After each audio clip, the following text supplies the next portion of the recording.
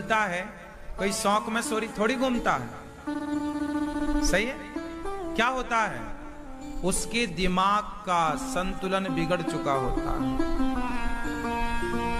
Tension इतनी ज्यादा हो चुकी होती है कि वो संभाल नहीं पाता, और वह आत्महत्या के सिवा उसे कोई दूसरा रास्ता नजर नहीं आता।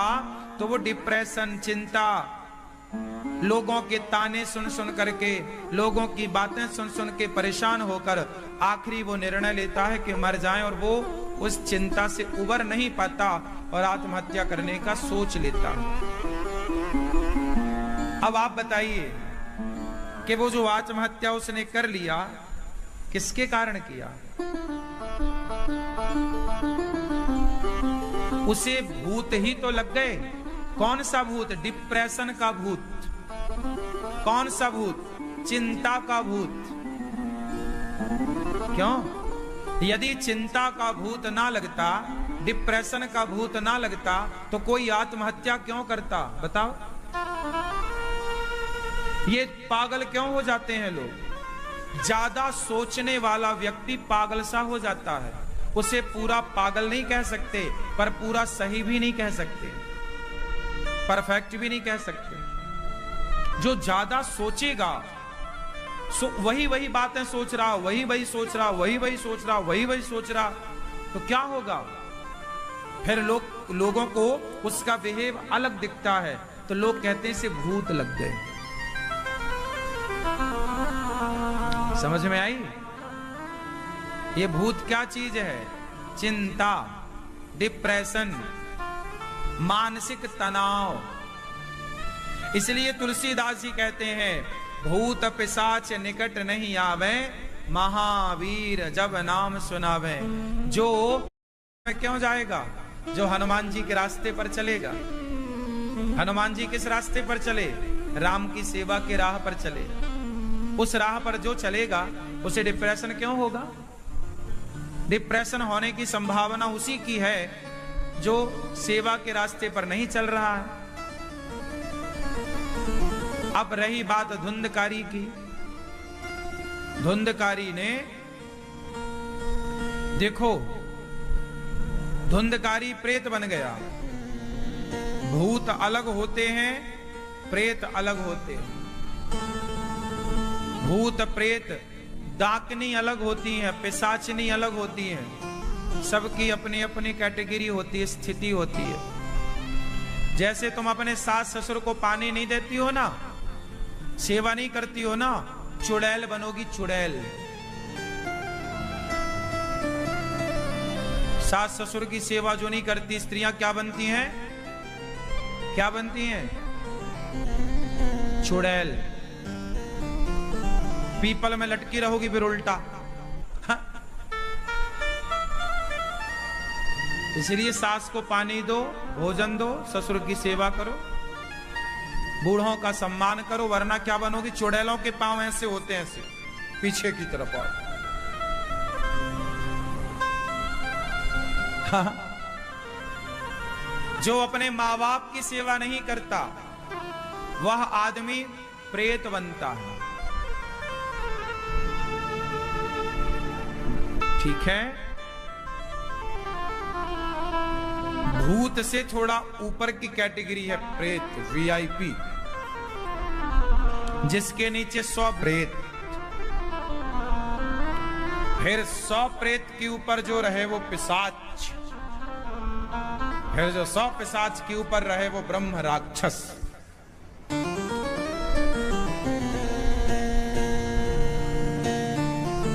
तो आज की भाषा में डिप्रेशन को ही आप भूत मानो, बस। होती तो बहुत कुछ है। तुलसीदास जी को भूत ने ही हनुमान जी का दर्शन कराया था, इसलिए ये नहीं कह सकते कि भूत नहीं होते।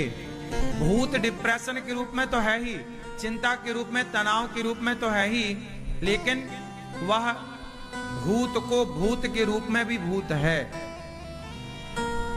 क्योंकि तुलसीदास जी के बारे में आता है, तो जब आता है मतलब आज नहीं दिख रहे हैं, ये बात ठीक है, और देखना भी नहीं है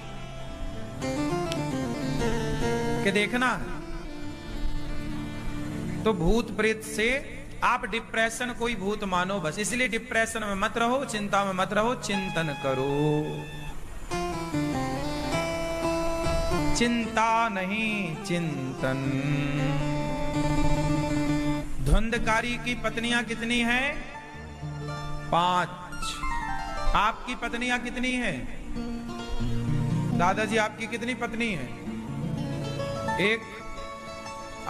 और आपकी 1? सही है। आपकी शादी हो गई? कितनी पत्नी है?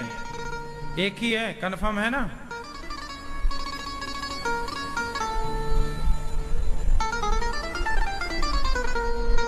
धुंधकारी की 5 पत्नियां हैं। वैसे हम सब की 5 इंद्रियां होती हैं, ज्ञान और 5 कर्मेंद्रियां, टोटल 10। हम 5 लोगों के गुलाम। आप कितने लोगों के गुलाम हैं? आप किसी के गुलाम हैं?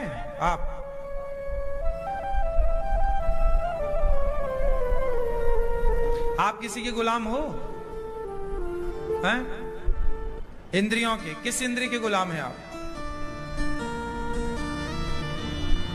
आप किसके गुलाम हैं?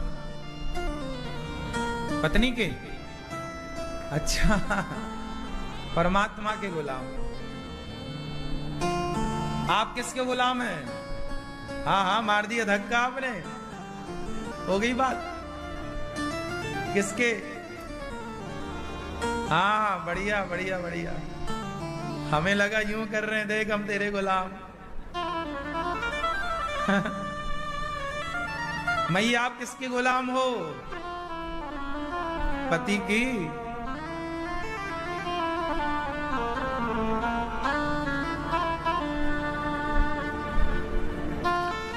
हम मैया किधर चली?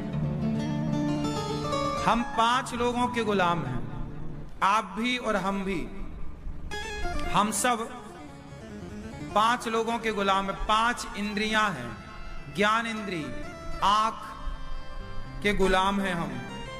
कई बार आंख जो देखना चाहती है, हम दिखाने के लिए मजबूर हो जाते हैं। फिर कान सुनना चाहते हैं, शीला की जवानी, ब्लू है पानी पानी। कान चाहता है तो आप सुनते हैं। तीसरी गुलामी चाट पकौड़ी खाना है, जिह्वा लपलपू, कंट्रोल नहीं है इसमें। मतलब आप इसके गुलाम हैं, आप अपनी जिह्वा के गुलाम हैं, आप अपने आंख के गुलाम हैं। आंख के गुलाम हो इसलिए तो पलट पलट के देखते हो, ताकते रहते तुझको सांझ सवेरे। सामने वाली खिड़की में एक चांद का टुकड़ा। हाँ, ये सब आंखों की गुलामी ही तो है। बार बार देखना, ताक झांक करना। क्यों देखते हो कि नहीं सामने वाली खिड़की में? क्यों छोरा, नहीं देखते? देखते हो? सही बता। पड़ोसन तो कह रही थी कि तुम बहुत ताकते हो। ठीक। आंख देखना चाहती है घूर घूर के, कान सुनना चाहते हैं। आप लोग ना कहीं बातें चल रही हो तो आप तुरंत कान लगा देंगे, सारा सुनना चाहेंगे। सास क्या बोल रही है, बहुओं के कान सास की साड़ी में चिपके रहते हैं। वो तो अच्छा हुआ कि बाजार में कान बिकते नहीं हैं। नहीं, माताएं खरीद खरीद के सासें बहू में चिपकाती फिरती और बहुएं सास में चिपकाती फिरती हैं। क्या बात हो रही है, पूरा सुनाई पड़ जाए। तो आप गुलाम किसके हैं? आंखों के, कान के, जिह्वा के और चमड़ी के गुलाम हैं आप। किसके गुलाम? बोलो जोर से। आप त्वचा के गुलाम हैं, आप बुढ़ापे में भी 70 के आयु में भी लोग ब्याह कर रहे हैं आजकल। ये काहे के गुलाम है? चमड़ी की तो इन्हें भूख है। चमड़ी की भूख ना होती तो 70 साल में माला ना जपने लग जाते। ब्याह काहे करते? ब्याह कर रहे हैं 70 साल में। इससे सिद्ध हो गया कि इनकी भूख चमड़ी की है। हाँ या ना?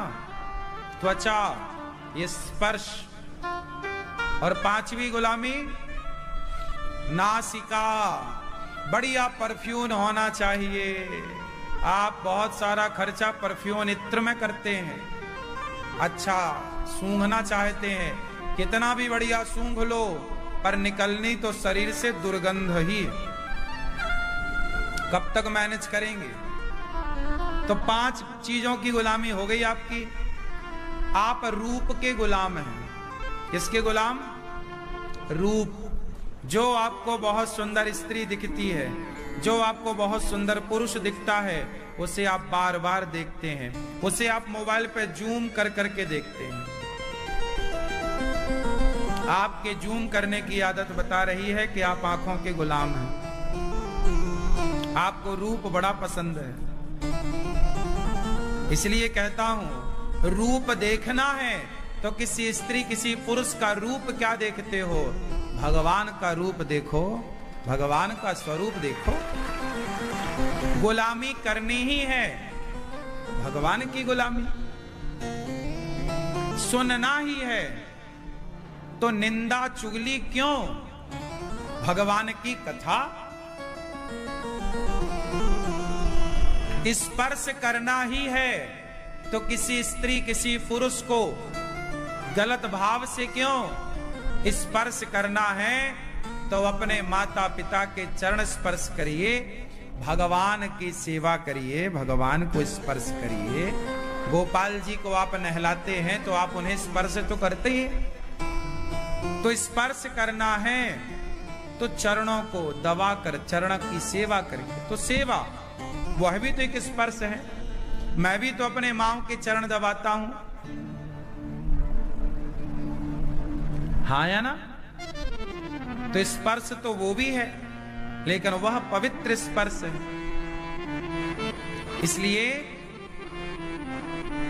सूंघना ही है तो इत्र को पहले भगवान में लगाओ, और भगवान में चढ़ा हुआ पुष्प वो बन गया प्रसाद।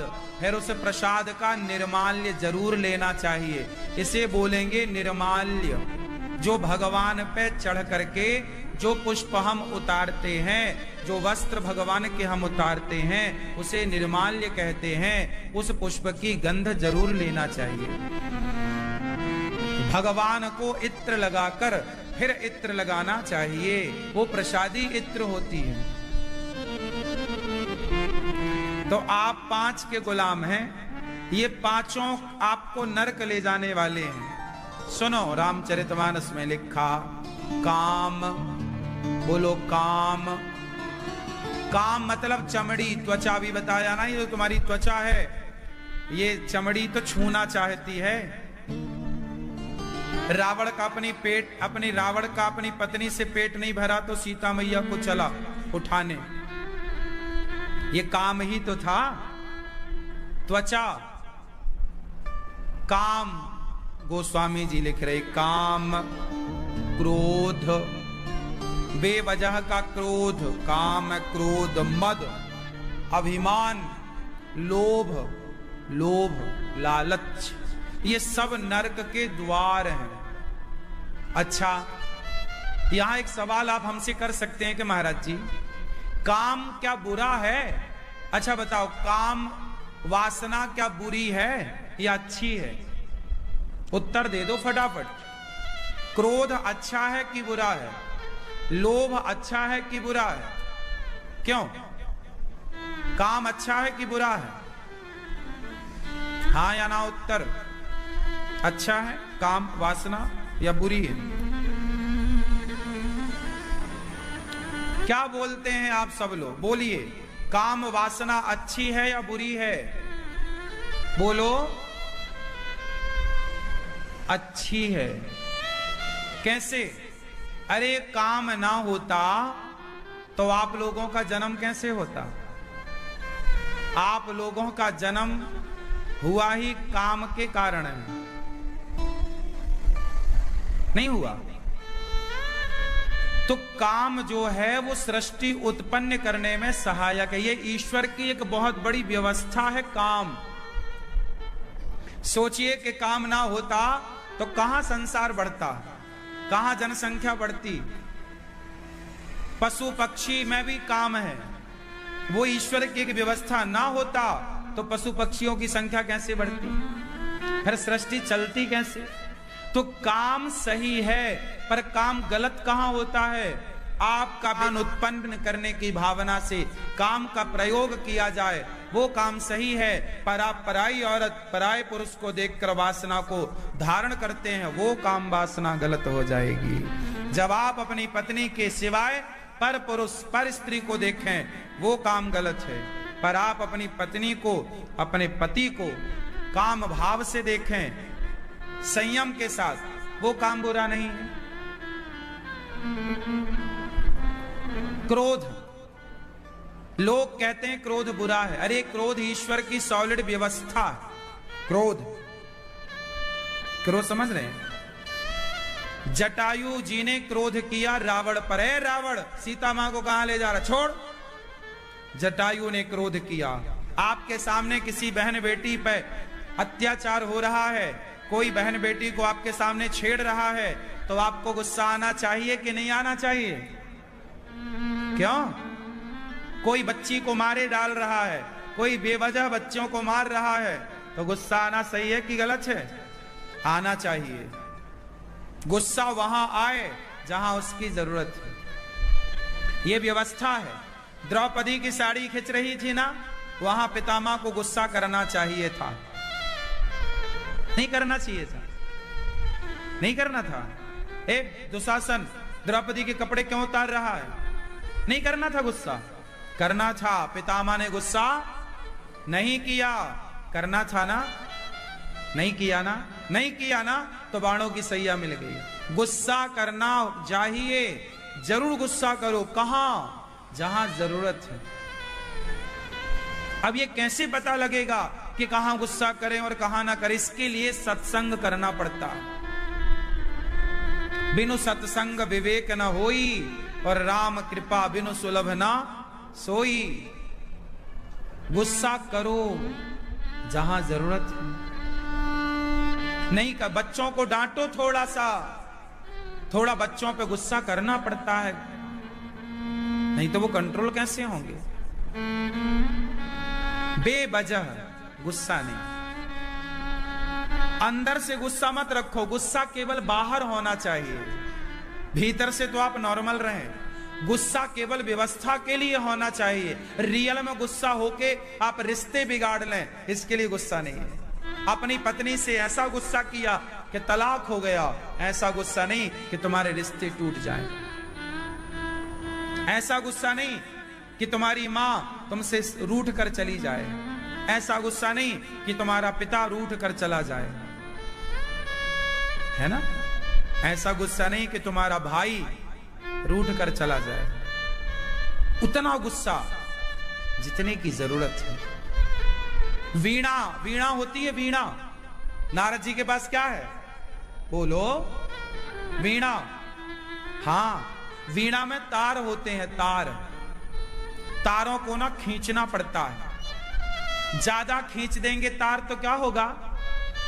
बोलो बोलो, टूट जाएगा। और थोड़ा ढीला छोड़ देंगे तो सुर नहीं निकलेगा। तो वीणा के तार को उतना ही खींचो जितने से वो बढ़िया सुरीली बजने लग जाए। बस ये सिद्धांत जीवन में धारण करो। उतना ही गुस्सा करो जितने की जरूरत है। अपने आप पर कंट्रोल, अपने आप। हर चीज के दो पहलू है ना। इस संसार में ऐसी कोई चीज नहीं है जो गलत ही गलत हो। अच्छा बताओ, मलमूत्र अच्छा होता है कि बुरा होता है? उत्तर दो। मलमूत्र, तुम रोज सवेरे मलमूत्र करते हो, सही है वो या गलत है? बोलो।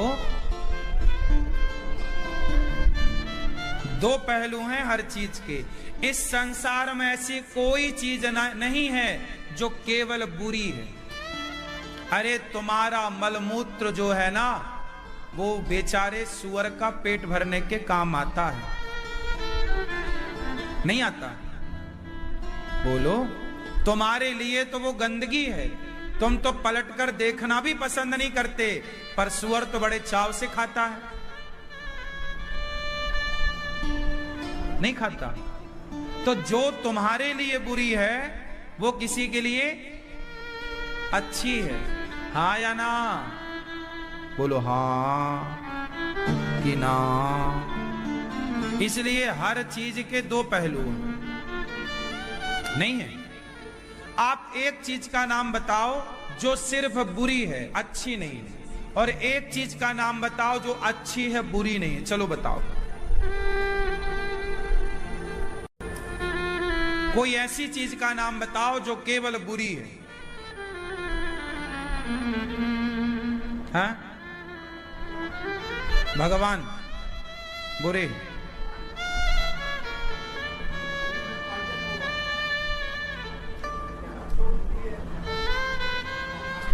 सवाल ये है, अब उसका उत्तर सुनो। बिजली अच्छी है, पर कोई तार पकड़ ले तो बुरी है। क्यों? बहुत ऊंचा घर 10-20 मंजिल का बहुत अच्छा है, पर उससे कोई गिर पड़े तो बहुत बुरा है। पंखा बहुत अच्छा है, हवा देता है, उससे लटक कर कोई फांसी लगा ले तो बहुत बुरा है। वो किसी पे गिर पड़े तो बहुत बुरा है। हम किसी के लिए बहुत अच्छे हो सकते हैं, किसी के लिए हम ही बहुत बुरे हो सकते हैं। ये तो अपना अपना नजरिया है। इसलिए किसी को बुरा कहना, किसी को अच्छा कहना, ना कोई अच्छा है ना कोई बुरा है, ये तो सामने वाले की दृष्टि का परिणाम है कि आप देखना क्या चाहते हैं। हमारे अंदर तो दोनों ही चीजें हैं, अच्छाई और, अब आपको क्या देखना है वो आप पर निर्भर करता है। ये पूरा संसार अच्छाई और बुराई से भरा पड़ा है, नहीं है? ये पूरा संसार अच्छाई और बुराई से भरा पड़ा है। अब आपकी आंखों को क्या देखना है? आप देखो। अच्छाई देखना है तो सब अच्छे हैं, बुराई देखना है सब बुरे। इसलिए कोई अच्छा नहीं होता, कोई बुरा नहीं होता। ये अपने अपने आंखों का नजरिया होता है, देखने का दृष्टिकोण होता है, हम क्या देखना चाहते हैं। ठीक है?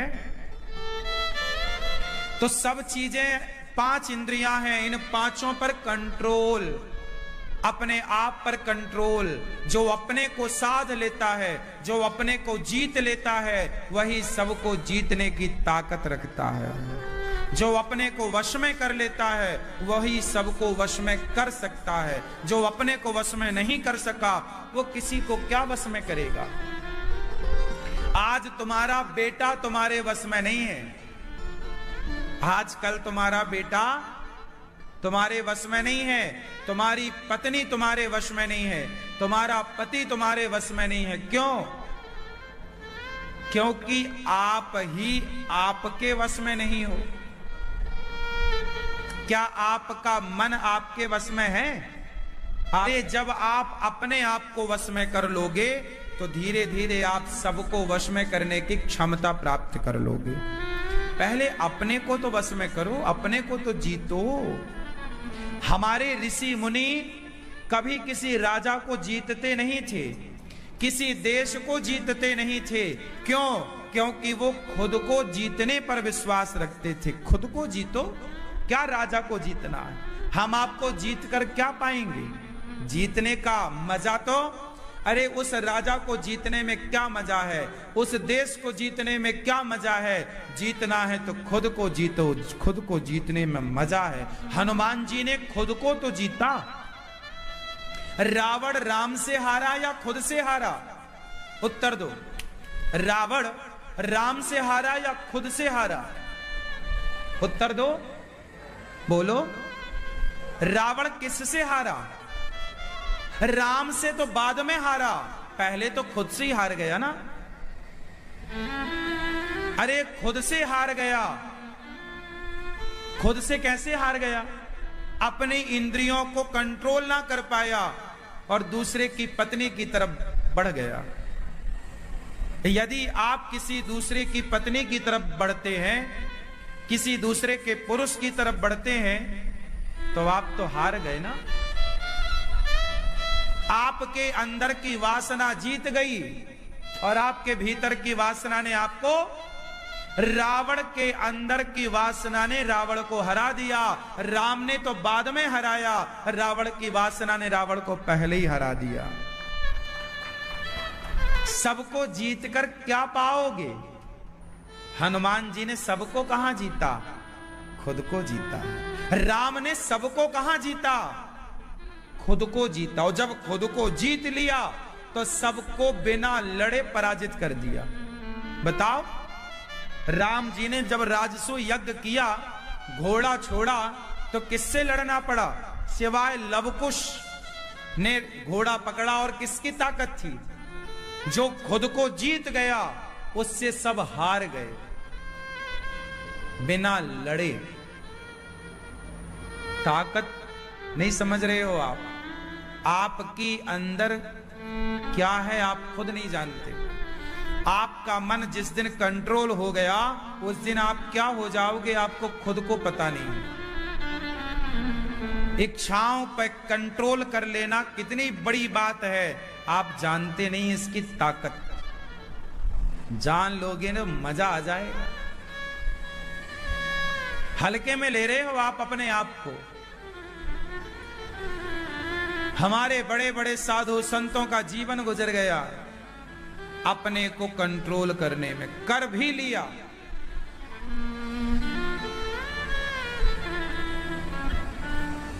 अपने को देखना। इसलिए हमारे यहां है, एक होता है बहिर्मुखी, एक होता है अंतर्मुखी। जिसने खुद को जीत लिया वो अंतर्मुखी हो गया, जो खुद से हार गया वो बहिर्मुखी हो गया, बाहर देख रहा है। एक होता है जो बाहर देख रहा है, एक होता है जो भीतर देख रहा है, एक होता है जो दूसरों को देखता है, एक होता है जो खुद को देखता है। तुलसी कबीरदास जी क्या लिखते हैं?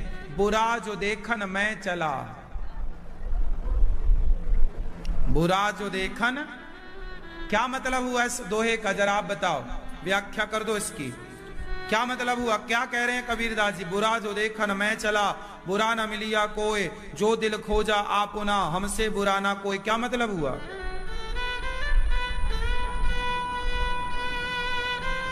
चश्मा वाले भैया अर्थ करो जरा इसका।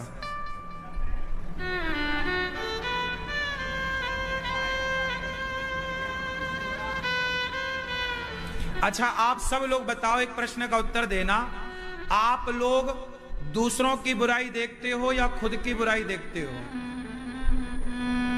सच्ची बताना बिल्कुल। किसकी देखते हो? जोर से। अरे हम लोग बूढ़े हो रहे हैं दूसरों की बुराइयां देख देख के, जबकि हमारे संत क्या बोल रहे हैं? दूसरों की बुराई देखकर क्या पाओगे? क्या पाओगे? दूसरों की बुराई क्यों देखना है? क्या देखो फिर? क्या देखो? खुद को देखो ना, कि मैं कितना अच्छा या कितना बुरा हूं। दूसरों से आपको क्या लेना देना? आपको अपने से लेना। हमारे ऋषि मुनि यही तो कह रहे हैं, अपने को जीत पगले, अपने को देख। दूसरों को देखकर समय क्यों बर्बाद कर रहा है? अपने को देखेगा। जिस दिन आप अपने को देखने लग गए, उस दिन दुनिया आपको देखने लग जाएगी। आपको कोई नहीं देखता ना, इसलिए कि आप खुद अपने को नहीं देखते। अपने को देखिए कि मैं कितने गहरे पानी में हूं। दूसरों का आकलन क्यों करना है? मैं क्यों कहूं कि आप बुरे हैं? मुझे क्या करना आपकी अच्छाई और बुराई से? मैं ये देखूं कि अनिरुद्धाचार्य कितना बुरा है, मैं कहां अपनी कमियां ठीक कर सकता हूं, मैं अपने को कहां बेहतर बना सकता हूं। मैं अपने पे काम करूं ना, आप पर काम क्यों? और आज दुनिया, आप लोग 2-2 घंटे बैठ के चुगली करते हो, 2-2 घंटे बैठ के पड़ोसी की बातें करके क्या पाओगे? अपनी बातें करो ना। आप 3-3 घंटे पड़ोसन की, सास की, बहू की, जमाने भर की बातें करती हो। अपना आकलन करो ना मेरी मां, कि आप समाज का क्या भला कर सकते हो। अनिरुद्धाचार्य अपने पे काम करता है, इसलिए आप सबके काम आ रहा है। आप अपने पे ध्यान ना रखता तो आपके काम ना आता। मैं भी आप लोगों की तरह निंदा चुगली करता, मैं कभी नहीं करता किसी की बुराई। आज तक मैंने कभी किसी की बुराई नहीं की। बुराई क्यों करें हम? बुराई करना होगा, हम अपनी करते हैं। मैं खुद बुरा हूं। मैं कई बार आपसे कह चुका, मेरे अंदर लाखों गलतियां हैं, लाखों कमियां हैं। अभी तो मैं सुधारना शुरू किया हूं, तो 1-2 ही सुधार पाया हूं। अभी तो लाखों कमी अनिरुद्धाचार्य में है, उन्हें ठीक करना बाकी है। जब मैं अपनी लाखों ठीक कर लूंगा तब मैं आपको देखूंगा। पर मेरी तो उम्र इसी में निकल जाएगी, अपने को देखते देखते। मैं आपकी कमियां क्यों देखूं? मैं आपको सही रास्ता बता सकता हूं कि भैया देखो ये रास्ता गलत है, मत जाओ। ये बेटा गलत रास्ता है, मत जाओ। मेरा अनुभव जो कहता है, मैं ये कथा जो सुना रहा हूं ना, ये तो पढ़ी कही सुनी शास्त्रों की बातें तो हैं ही, ये मेरे जीवन का अनुभव भी तो है। अब देखो कबीरदास जी की बात से देखो आप भी सहमत हैं और मैं भी सहमत हूं कि बुरा जो देखन मैं चला, बुरा ना मिलिया कोई। इस विचार से कितने लोग सहमत हैं कि हमें दूसरों का नहीं खुद का देखना है? कितने लोग सहमत हैं? तो सहमत हो भैया तो क्रियान्वित करो, जीवन में उतारो, अपनाओ, फॉलो करो। कहीं देर ना हो जाए बेटा। दूसरा शराब पी रहा है तो तुम भी पियोगे क्या? दूसरा चूल्हे में जाए, तुम काहे उसके पीछे चलो? क्यों? दूसरा लड़कियों के संग घूम रहा है, दूसरी लड़कों के संग घूम रही है, तुम भी घूमोगे क्यों? दूसरों से अपनी तुलना क्यों? ईश्वर ने आपको दूसरों की तरह बनाया ही नहीं, ईश्वर ने तो आपको आपकी तरह बनाया है। आपकी तरह इस पूरे ब्रह्मांड में कोई दूसरा हो तो बताओ, क्या आपकी तरह इस पूरे संसार में दूसरा है? क्या आपका ये फिंगरप्रिंट्स क्या दूसरे से मैच करता है? क्या आपकी आंखें दूसरे से मैच करती हैं? मतलब पूरे ब्रह्मांड में, पूरे संसार में आपके जैसा केवल आप हैं। तो फिर अपनी तुलना दूसरों से क्यों? आपके जैसे सिर्फ आप। इसलिए आपको किसी की तरह नहीं बनना, आपको अपनी तरह बनना। अच्छे राह पर चल के ऐसा बनाओ अपने आप को कि सारा संसार आपकी तरह बनना चाहे। वाह! जैसे राम ने अपने आप को ऐसा बनाया कि आज तक युगों तक लोग राम जैसा बनना चाहते हैं, कोई रावण जैसा बनना नहीं चाहता। आज तक युगों के बाद भी सीता की तरह स्त्री बनना चाहती है, कोई सूर्पनखा की तरह बनना। आज तक लोग स्वामी विवेकानंद जी की तरह बनना चाहते। क्या बात, क्या क्या बताएं हम आपको। हमारे महापुरुषों ने, हमारे साधु संतों ने, ऋषि मुनियों ने क्या क्या बातें कही हैं, गजब। मैं तो बहुत दीवाना रहता हूं इन संतों का। मैं तो संतों की एक बात सुनता हूं ना तो हृदय गदगद हो जाता। वाह, कितना भला समाज का संतों ने किया है, कितना बढ़िया मार्गदर्शन दिया है। अब ये दुनिया ना चले तो संतों की क्या गलती है। चलती चक्की देख कर दिया कबीरा रोए, दो पाटन के बीच में साबुत बचाना। क्या बात है, क्या अर्थ है इसका, बता बेटा बता।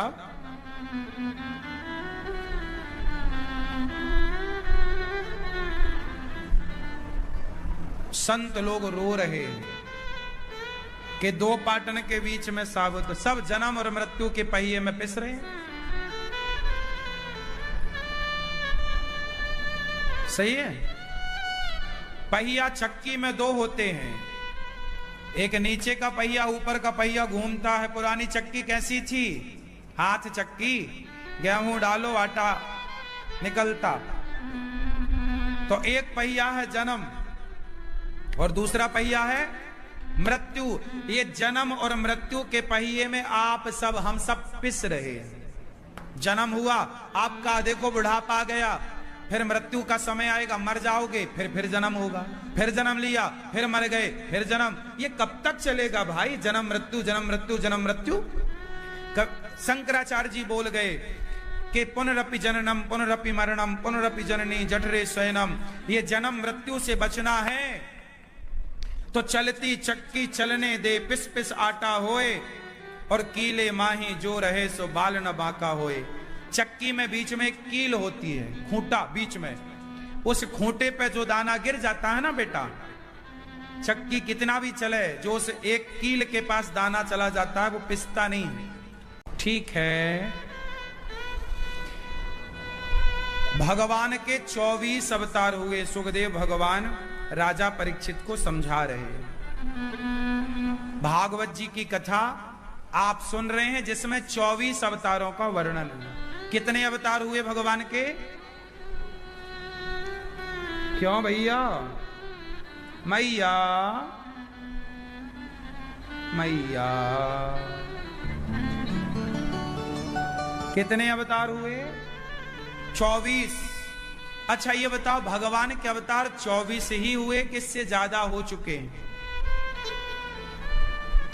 भगवान के अवतार तो अनंत, हरि अनंत, हरि कथा अनंता, कहाँ है सुनहि बहु विधि सब संता। भगवान के अवतार वैसे तो अनंत हो गए, लेकिन 24 विशेष हैं। 24 कौन कौन से अवतार हैं? 24 अवतार, 24 अवतार हुए। हर अवतार के पीछे उद्देश्य है। भगवान व्यास जी ने 17 पुराण लिखे पर शांति नहीं, तब नारद जी ने कहा भागवत लिखो। अच्छा देखो, भागवत जो आप लोग सुन रहे हैं ना, ये कहां से आई, मैं फिर आपको समझाऊं एक बार और। सबसे पहले भगवान श्रीमन नारायण ने भागवत सुनाई ब्रह्मा जी को। क्या सुनाई? सबसे पहले भागवत किसने किसको सुनाई? भगवान श्रीमन नारायण ने ब्रह्मा जी को भागवत सुनाई। फिर ब्रह्मा जी ने भागवत सुनाई देवर्षि नारद जी को। फिर नारद जी ने भागवत सुनाई वेद व्यास जी को। फिर वेद व्यास जी ने उस भागवत का विस्तार कर दिया। 4 श्लोकों की भागवत को 18,000 श्लोकों में बदल दिया। अब 18,000 श्लोकों की भागवत जब हुई तैयार, तो फिर व्यास जी ने अपने पुत्र सुखदेव भगवान को भागवत सुनाई, और वही सुखदेव भगवान ने राजा परीक्षित जी को भागवत सुनाई। तो भागवत सुन के उनका उद्धार हो गया 7 दिन में। फिर सूत जी ने शौनकादि ऋषियों को सुनाई। फिर गौकर्ण जी ने धुंधकारी को सुनाई। और फिर इसी परंपरा में ये दास अनिरुद्धाचार्य आप सबको वही भागवत सुना रहा। ये वही भागवत है जो भगवान से स्टार्ट हुई थी। कहां से प्रारंभ हुई? ब्रह्मा जी को सृष्टि उत्पन्न करने की जो ताकत है, उस ताकत के पीछे भागवत जी ने ही ये ताकत उन्हें दी। नारद जी जो भजन करते हैं, उनको भजन करने की ताकत भागवत जी ने दी, है ना। इसलिए ये भागवत जी जो है ना, प्रत्यक्ष भगवान का वांगमय स्वरूप है। व्यास जी महाराज ने भागवत की शुरुआत महाभारत से की। महाभारत एक बहुत बड़ा युद्ध हुआ है। कितने साल पहले महाभारत हुआ था? है? क्यों भैया? 5,000 साल पहले क्या हुआ था? महाभारत। कहां हुआ था? कुरुक्षेत्र में। कौन कौन पक्ष थे वहां पर? पांडव और 2 पक्ष थे, कौरव और पांडव। कौरव और पांडव ये जो 2 पक्ष हैं, इन दोनों पक्षों में